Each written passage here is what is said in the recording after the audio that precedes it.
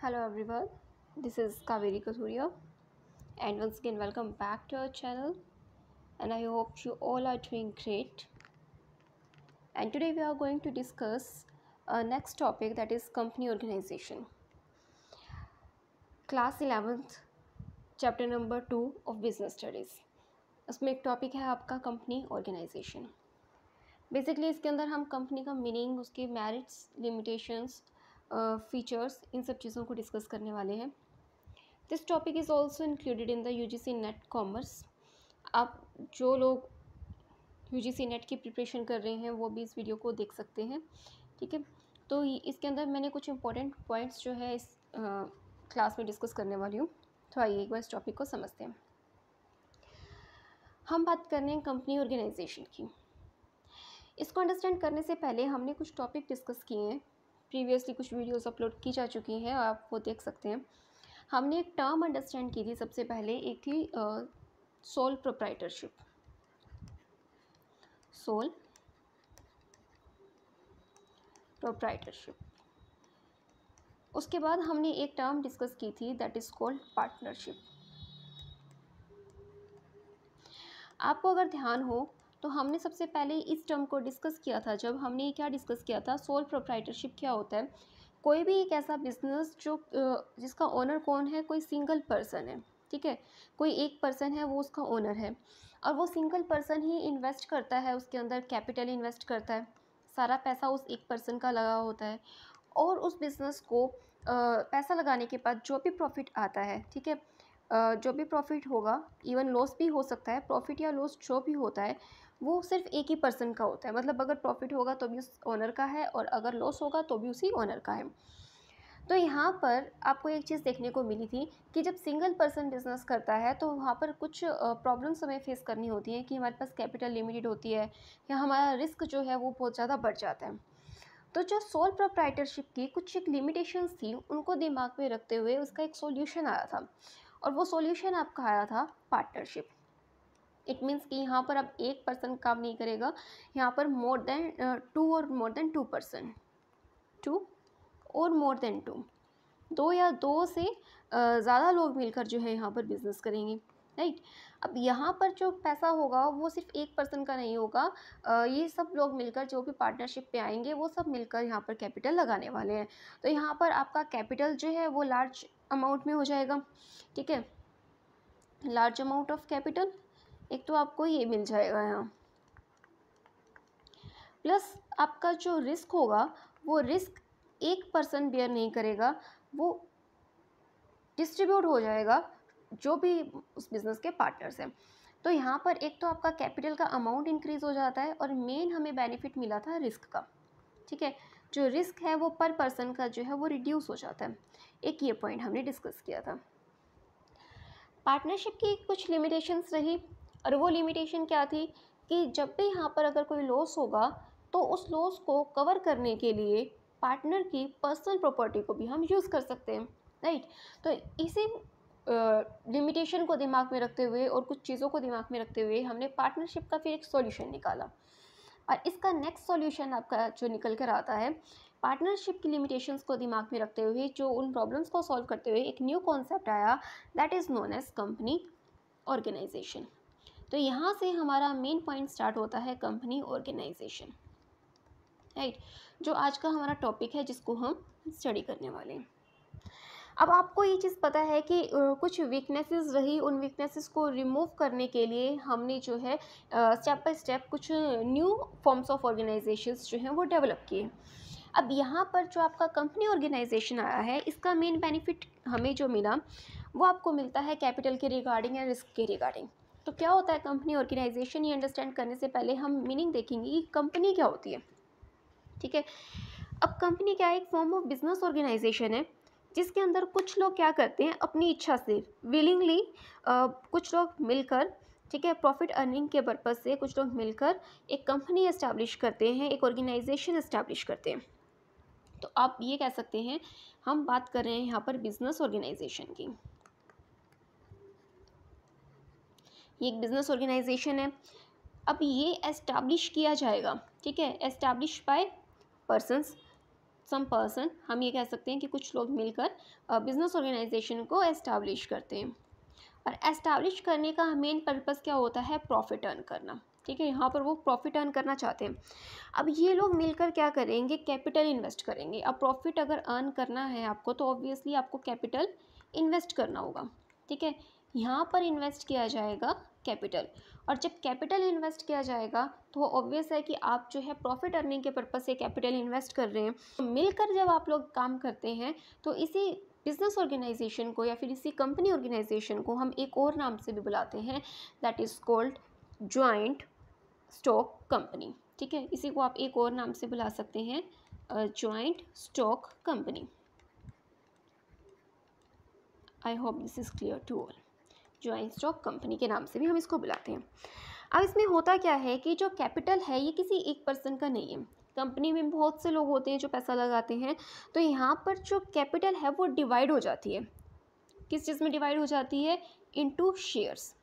ठीक है, आप क्या करते हैं, किसी कंपनी के शेयर्स परचेस करते हैं ना, तो वो कैपिटल जो है एक कंपनी में लगी हुई है वो किसी पर्टिकुलर पर्सन की नहीं है, इसको हम शेयर्स में डिवाइड कर देते हैं, और जनरली इन्हीं शेयर्स को क्या है, सेल और परचेज इनका किया जाता है। ठीक है, इन्हीं शेयर्स का सेल एंड परचेज होता है, राइट। अब ये कंपनी रन कैसे करती है, इसको जो है डेवलप कैसे किया जाता है, इसको इसकी इस्टेब्लिशमेंट कैसे की जाती है, इन्हीं चीज़ों को हम आगे डिस्कस करेंगे। So let's start it. सबसे पहले हम देखते हैं, एक डेफिनेशन दी गई है according to professor LH Haney. According to professor LH Haney, और ये क्या कहते हैं? देखिए, कुछ इंपॉर्टेंट टर्म्स इन्होंने यूज़ किए हैं, और वही टर्म्स जो हैं वहीं से इनके फीचर्स भी जो हैं डिस्कस किए जा सकते हैं। इन्होंने कहा कि company is an artificial person. Company क्या है? एक आर्टिफिशियल पर्सन है। अब आर्टिफिशियल पर्सन क्या होता है ये भी चीज़ हम डिस्कस करेंगे। Company is an artificial person, और उसके बाद कहते हैं क्रिएटेड बाय लॉ। ठीक है, created by law, having separate entity separate है, having the separate entity,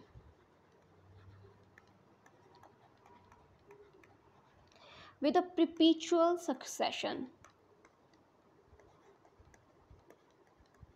with a perpetual succession, right। और इसी के साथ इन्होंने कहा एंड कॉमन सील, एक टर्म और इन्होंने यूज़ की, एंड कॉमन सील।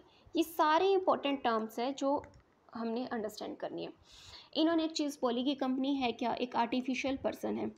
ठीक है, और ये आर्टिफिशियल पर्सन क्रिएट कौन करता है? लॉ के द्वारा क्रिएट किया जाता है। अब इस पर्सन की और कंपनी की सेपरेट एंटिटी है, और ये परपेचुअल सक्सेशन है, मतलब कंटिन्यूटी में रहता है, कंटिन्यू चलता है, और यहाँ पर जो है कॉमन सील का इस्तेमाल किया जाता है। तो चलिए वन बाय वन हम इसको डिस्कस करते हैं, इन सभी टर्म्स को with the help of the features of company. Feature of company में देखते हैं, फर्स्ट पॉइंट क्या है आपका? फर्स्ट पॉइंट है incorporated association of person. Association of person, incorporated association of person का क्या मतलब होता है ये देखते हैं। देखिए, यहाँ पर क्या कहता है कि कंपनी क्या है? एक इनकॉर्पोरेटेड और रजिस्टर्ड एसोसिएशन ऑफ पर्सन है, मतलब कुछ लोग मिलकर रजिस्टर्ड होकर काम करते हैं। और कंपनी एक्ट की अगर हम बात करते हैं, under the company act no single individual, ठीक है, कोई भी सिंगल पर्सन जो है वो कंपनी नहीं बना सकता। एक तो ये चीज़ आपको याद रखनी है, no single can form a company. आप नोट भी कर सकते हैं, साथ साथ नोट्स बना सकते हैं। No single can form a company, कोई भी सिंगल पर्सन जो है कंपनी नहीं बना सकता है। अगर आप कंपनी एस्टेब्लिश करना चाहते हैं तो कंपनी दो तरह की होती हैं, एक आपकी होती है पब्लिक कंपनी, ठीक है, एक होती है पब्लिक कंपनी। पब्लिक कंपनी के लिए मिनिमम हमें चाहिए होते हैं 7 पर्सन, ठीक है, 7 लोगों की ज़रूरत होती है कंपनी बनाने के लिए। और जो मैक्सिमम होते हैं, मैक्सिमम नंबर इसके अंदर अनलिमिटेड रहते हैं, ठीक है। और दूसरा अगर हम करते हैं प्राइवेट कंपनी की बात, तो प्राइवेट कंपनी को एस्टैब्लिश करने के लिए मिनिमम हमें रिक्वायरमेंट रहती है 2 पर्सन्स की, ठीक है, 2 लोगों की ज़रूरत रहती है। और कंपनी जो है एक एसोसिएशन है, एसोसिएशन मतलब एसोसिएशन ऑफ पर्सन, संघ है, लोगों का ग्रुप है, और जिसके अंदर कहता है कि मोर देन 1 पर्सन होना चाहिए, मतलब 1 पर्सन मिलकर कंपनी नहीं बना सकता, एक से ज़्यादा होने चाहिए। और इस कंपनी का मतलब जब भी हम कंपनी एस्टैब्लिश करते हैं तो कंपनी का रजिस्ट्रेशन, ठीक है, कंपनी का रजिस्ट्रेशन करवाना भी अनिवार्य होता है, कंपल्सरी होता है, रजिस्ट्रेशन कंपल्सरी होता है, ठीक है, रजिस्ट्रेशन आप ध्यान रखें इसका कंपल्सरी रहता है। नेक्स्ट पॉइंट की अगर हम बात करते हैं, नेक्स्ट टॉपिक आपका है,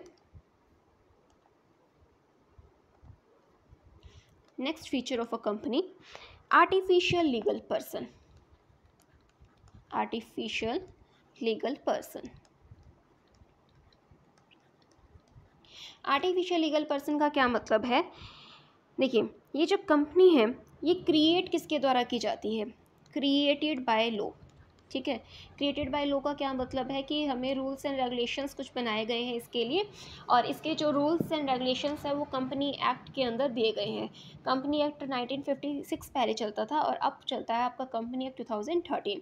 तो ये क्रिएट किया गया है, किसके द्वारा क्रिएट किया गया है, क्रिएटेड बाय लॉ, ठीक है। अब इसीलिए ये लॉ के द्वारा क्रिएट की गई एक इमेज है, इसीलिए हम इसको एक आर्टिफिशियल लीगल पर्सन कहते हैं। क्यों, क्योंकि ये पर्सन जो है इनविजिबल है, ठीक है, ये क्या है, इनविजिबल पर्सन है। अब अगर इनविजिबल है तो आप ये कह सकते हैं कि नो बॉडी नो सोल। अब जैसे मान लो अगर कोई कंपनी है, उस कंपनी का नाम है फॉर एग्जांपल अमूल, तो अमूल क्या रियल में कोई पर्सन थोड़ी ना है, वो तो एक नाम दिया गया है और उसको रजिस्टर्ड करवाया गया है, ठीक है, उसकी अपनी एक अलग पहचान है, इसलिए हम इसको बोलते हैं कि ये आर्टिफिशियल पर्सन होता है जिसकी कोई बॉडी नहीं है, कोई सोल नहीं है। कंपनी अपने एक्शंस जो है, फिजिकल एक्शंस जो है परफॉर्म नहीं कर सकती, ठीक है, ऐसा तो नहीं कंपनी अपने आप उठ कर कहीं चली जाएगी, ठीक है, अपने आप कंपनी कुछ सोचने लग जाएगी। तो यहाँ पर आपको ये चीज़ याद रखनी है, कंपनी की कोई भी फिजिकल एक्शन नहीं होती, company can not perform any physical action, ठीक है, can not perform any physical action, right. अब यहाँ पर क्या कहता है, नेक्स्ट पॉइंट आपको क्या ध्यान रखना है, कंपनी अपने नाम पर, ठीक है, कंपनी जो है अपने नाम पर, अपने नेम पर कोई भी प्रॉपर्टी जो है वो परचेज कर सकती है, कोई भी प्रॉपर्टी अगर वो परचेज करना चाहती है तो कंपनी परचेज कर सकती है, राइट। और दूसरा क्या है, अपने ही राइट पर कोई प्रॉपर्टी जो है वो सेल करना चाहती है तो प्रॉपर्टी सेल भी कर सकती है, और अगर ये चाहे तो अपने नाम पर कोई बिल ऑफ एक्सचेंज भी राइट कर सकती है, ठीक है, can write bill of exchange. तो ये पॉइंट भी आप याद रखेंगे, can write bill of exchange, bill of exchange भी यहाँ पर ये अपने नाम पर लिख सकती है। I hope this is clear to all. Next point पे आए, थर्ड पॉइंट कहता है यहाँ पर separate legal entity. Next point की हम बात करते हैं सेपरेट लीगल एंटिटी।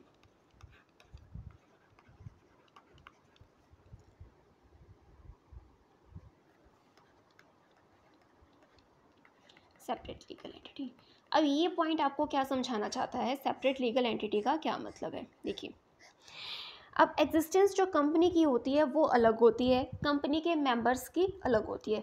जैसे अगर मैं यहाँ बात करूँ तो एक तो मेन पॉइंट है यहाँ पर कंपनी, ठीक है, और एक है इसके कंपनी के मेंबर्स। तो अब कंपनी की जो एग्जिस्टेंस है वो अलग है और मेंबर्स की एग्जिस्टेंस अलग है, राइट। अब कंपनी अपने नाम पर प्रॉपर्टी रखती है, अपने नाम पर एग्रीमेंट कर सकती है, ठीक है।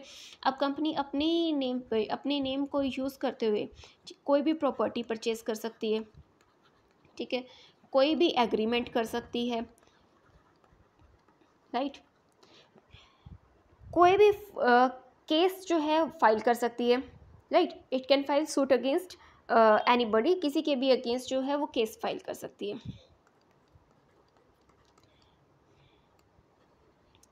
केस फाइल कर सकती है किसी के भी अगेंस्ट, कोई और पर्सन जो है वो भी कंपनी के अगेंस्ट केस फाइल कर सकता है। तो मतलब जितनी भी लाइबिलिटीज़ हैं, जितनी भी असेट्स हैं कंपनी की बिलोंग करती है वो कंपनी की मानी जाएंगी, कंपनी के ऑनर की नहीं मानी जाएंगी। ओनर अलग है, कंपनी अलग है, राइट। तो यहाँ पर जो भी प्रॉपर्टी है, जो भी केस है, जो भी एक्शन लिया जा रहा है उसका इम्पैक्ट कंपनी के ऊपर पड़ेगा, वो एक अलग चीज़ है, मेंबर के ऊपर नहीं पड़ेगा, ये चीज़ आपको याद रखनी है। इट मीन्स दोनों की जो एंटिटी है वो सेपरेट है, कंपनी की एग्जिस्टेंस अपनी अलग है, मेंबर की एग्जिस्टेंस अपनी अलग है। अब पार्टनरशिप में जनरली क्या होता था, जैसे अगर मैं बात करूँ पार्टनरशिप फर्म की, अगर हम बात करते हैं, राइट। अब पार्टनरशिप फर्म में हमने क्या देखा, चेंज नहीं हुआ कलर,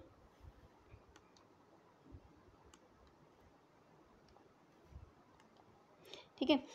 पार्टनरशिप की अगर हम बात करते हैं, उस बिज़नेस में क्या था कि अगर सपोज करो कि उसके अंदर 3 पार्टनर हैं, ए बी और सी, ठीक है, ए बी और सी। अब इसके अंदर क्या होता था कि अगर लॉस हो जाता है तो उस लॉस को कवर करने के लिए पार्टनर की पर्सनल प्रॉपर्टी का भी इस्तेमाल किया जा सकता है।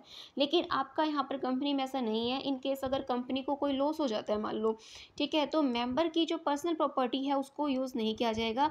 मेंबर वहीं तक लाइबल रहेगा जहाँ तक कि उसने शेयर परचेज कर रखे हैं, जहाँ तक कि अमाउंट उसकी देनी बनती है। तो ये एक मोस्ट इंपॉर्टेंट बेनिफिट जो कंपनी का हमें मिला था। नेक्स्ट पॉइंट है perpetual succession. Perpetual succession, right. अब परपेचुअल सक्सेशन में क्या होता है कि यहाँ पर जैसे हमने 2 चीज़ें पढ़ी कि एक कंपनी थी, ठीक है, और दूसरी तरफ क्या था, कंपनी के मेंबर्स, या फिर ये कहें कि जो कंपनी के शेयर होल्डर्स होते हैं, हम उनकी बात कर रहे हैं। अब जो कंपनी की लाइफ जो है वो क्या होती है, कंपनी की लाइफ स्टेबल है, ठीक है। कंपनी की लाइफ कैसी है, स्टेबल। अब कंपनी के अंदर तो बहुत सारे मेंबर हैं, अगर उसमें से कोई मेंबर चला गया या कोई नया मेंबर आ गया तो कंपनी की लाइफ पे कोई इम्पैक्ट नहीं पड़ता। कंपनी की लाइफ कंपेरेटिवली मोर स्टेबल है than other forms of organization से। जैसे पार्टनरशिप है, सोल ट्रेड है, ये बहुत जल्दी बंद हो जाते हैं, लेकिन कंपनी जो है, आपने देखा होगा कई सालों तक कंपनी चलती रहती है, क्योंकि कंपनी एक आर्टिफिशियल पर्सन है, उसकी कोई एज तो है नहीं कि वो ख़त्म हो जाएगी या वो थक जाएगी, ऐसा कुछ नहीं है, या उसकी नेचुरल डेथ हो जाएगी, ऐसा नहीं होता है। एट द सेम टाइम जो कंपनी है, किसी की डेथ से या किसी की बैंकरप्सी से, कोई शेयर होल्डर है या फिर कोई डायरेक्टर है वो अगर दिवालिया हो जाता है तो उसकी इमेज से कंपनी के ऊपर कोई इम्पैक्ट नहीं पड़ता है। So it is a legal person created by law, और इसकी एग्जिस्टेंस लीगल प्रोसेस के थ्रू होती है। तो आपने एक चीज़ जो है, अगर आपने सुनी हो, जो एक सेइंग है यहाँ पर यूज़ की जाती है, मेंबर्स में कम, मेंबर्स में गो,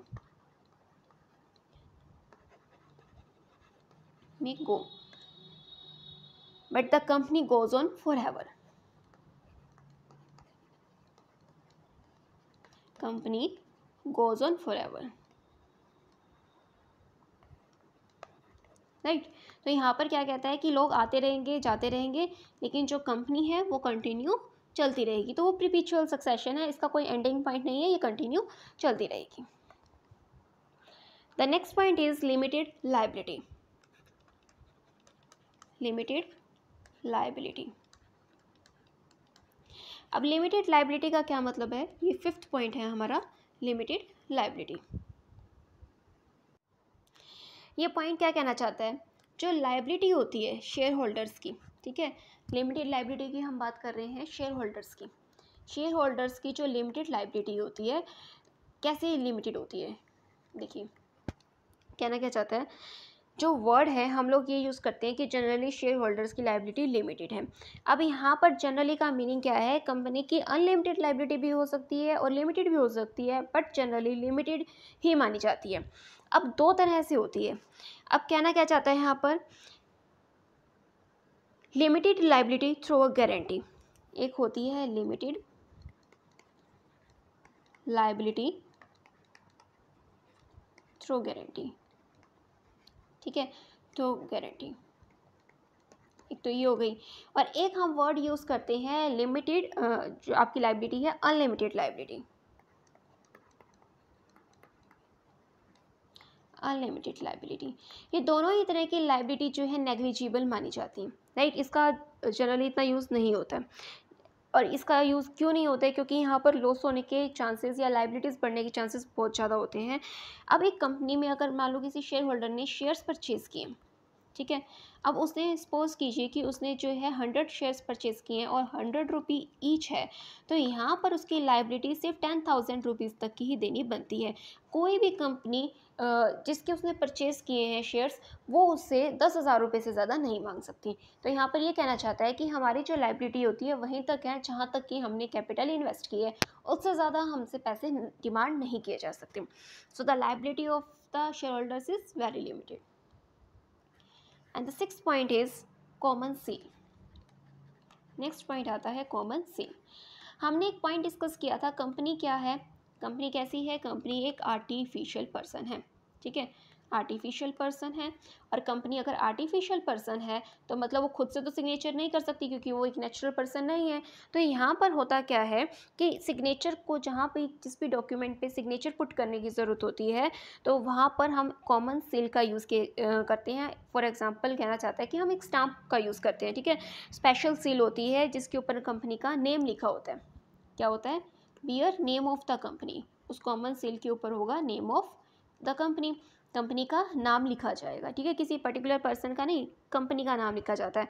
और ये सील होती किसके पास है, इसका पोसेशन किसके पास होता है, किसके हक में रहती है, किसके कस्टडी में रहती है, in the possession of its secretary, ठीक है, कंपनी के सेक्रेटरी के पास जो है ये कॉमन सील रहती है।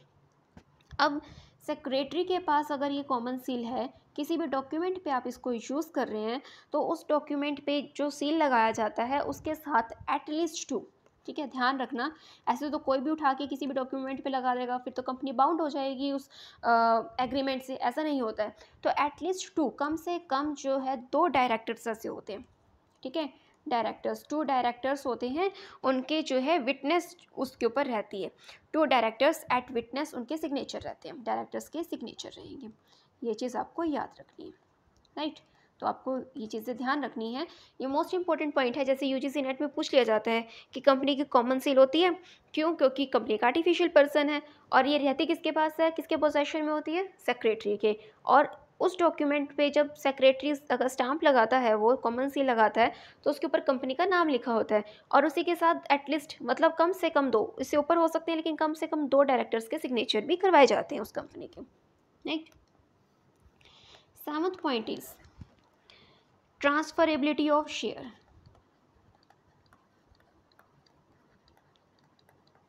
ट्रांसफरेबिलिटी ऑफ शेयर्स, शेयर्स को ट्रांसफ़र करना। एज वी नो कंपनी यहाँ पर 2 टाइप्स की है, एक पब्लिक और एक प्राइवेट, राइट। अब हम बात कर रहे हैं पब्लिक कंपनी की।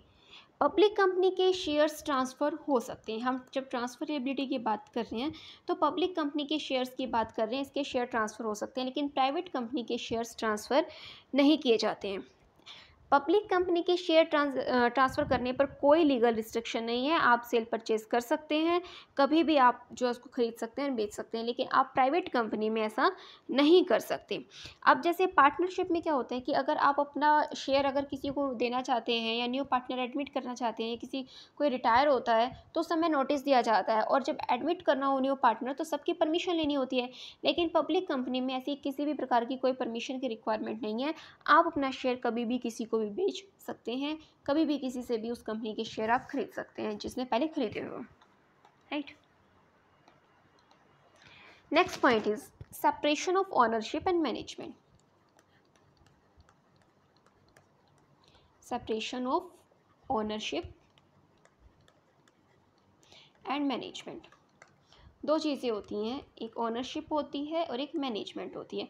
मतलब कोई कंपनी ऑर्गेनाइजेशन है, उसका मालिक अलग होता है और उसको मैनेज करने वाली जो मैनेजमेंट टीम होती है वो अलग होती है। अब यहाँ पर कहना क्या चाहता है, जो लोग कंपनी के शेयर्स परचेज़ करते हैं, ठीक है, कंपनी है, कंपनी के शेयर्स होते हैं। अब शेयर्स को परचेज़ करेगा कोई, ठीक है, और जो कंपनी के शेयर्स परचेज़ करता है उसी को क्या कहते हैं, ओनर ऑफ कंपनी। मतलब उसने शेयर परचेज़ किया तो उस कंपनी में पैसा लगाया है और जिसने पैसा लगाया है वही क्या कहलाता है, आपका ओनर ऑफ कंपनी, ठीक है, ओनर ऑफ कंपनी।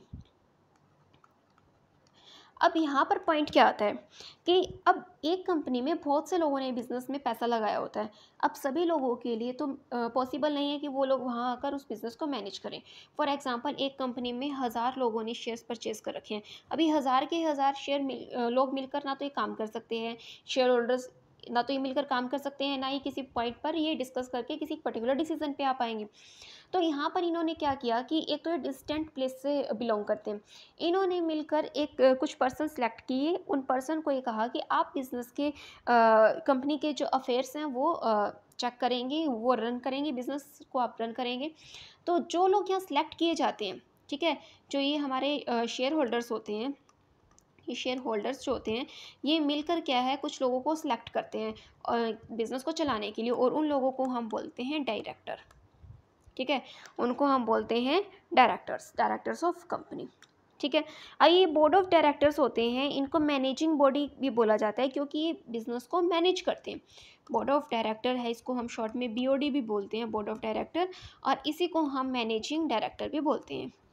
अब मैनेजिंग डायरेक्टर इसलिए बोलते हैं क्योंकि इसको मैनेज करते हैं ये बिज़नेस को, और यहाँ पर आपको ये चीज़ समझनी है, बिज़नेस को मैनेज करने वाले मैनेजिंग डायरेक्टर अलग है और बिज़नेस के ओनरशिप जो है, बिज़नेस के शेयर होल्डर्स हैं वो अलग है, right, separation of ownership and management.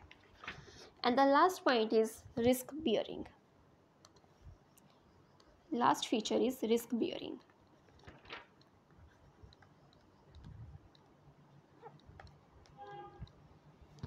Risk bearing क्या कहता है कि यहाँ पर देखो, हम जब कंपनी की बात कर रहे हैं, ठीक है, तो हमने पहले, इससे पहले हमने जब सोल ट्रेडर की बात की, सोल ट्रेडर था, इसके सोल ट्रेडर में सिंगल इंडिविजुअल था, सारा प्रॉफिट रिस्क वही लेकर जा रहा था। फिर पार्टनरशिप आई, पार्टनरशिप के अंदर सब कुछ प्रॉफिट है, लॉस है, रिस्क है, कैपिटल है, सब डिस्ट्रीब्यूट हो रहा है पार्टनर्स के बीच में। इसके बाद आता है कंपनी, जिसको हम अभी डिस्कस कर रहे हैं। अब कंपनी के अंदर आपको पता है बहुत से लोग पैसा इन्वेस्ट करते हैं, तो जो रिस्क होता है, ठीक है, कंपनी में जो रिस्क होता है वो रिस्क डिवाइड हो जाएगा, किसके अंदर, रिस्क डिवाइड हो जाएगा, डिवाइड इनटू शेयर होल्डर्स। तो शेयर होल्डर्स ने पैसा लगाया तो शेयर होल्डर्स में डिवाइड हो जाएगा। जब शेयर होल्डर में डिवाइड हो जाता है तो यहाँ पर प्रॉब्लम क्या होती है, देखिए, एक तो शेयर होल्डर है वो जाएगा, मैक्सिमम जो है उसको प्रॉफिट अर्न हो, लेकिन आपको एक चीज़ क्या याद रखनी है कि यहाँ पर जो रिस्क अगर सब लोगों के अंदर डिवाइड हो जाता है तो एक पर्सन के ऊपर रिस्क बहुत कम आता है, राइट। तो मेन इंपॉर्टेंट फीचर यही है कि जो इसके अंदर रिस्क है आपका डाइवर्सिफाई हो जाएगा, सब लोगों में बढ़ जाएगा, ठीक है। और एक चीज़ और होती है कि जब हमें पता है कि हमें जो है रिस्क मिनिमम होने वाला है, ठीक है, हमें रिस्क मिनिमम मिलेगा, हम कितना ही बड़ा प्रोजेक्ट उठा लें, रिस्क अगर होता है, अगर पैसे डूब जाते हैं तो सबके थोड़े थोड़े डूबेंगे। तो यहाँ पर जब हमें ऑलरेडी पता होता है कि हमारा रिस्क कम होगा तो हम क्या करते हैं, लार्ज अमाउंट इन्वेस्ट करने में कभी भी हेजिटेट नहीं होते। तो लार्ज अमाउंट जो है यहाँ पर इन्वेस्ट की जाती है, बड़े बड़े प्रोजेक्ट्स उठाए जाते हैं और प्रॉफिट अर्न करने की कोशिश की जाती है, राइट। तो ये चीज़ आपको यहाँ याद रखनी है रिस्क बियरिंग में। तो ये आपके फीचर्स थे किसके, कंपनी ऑर्गेनाइजेशन के।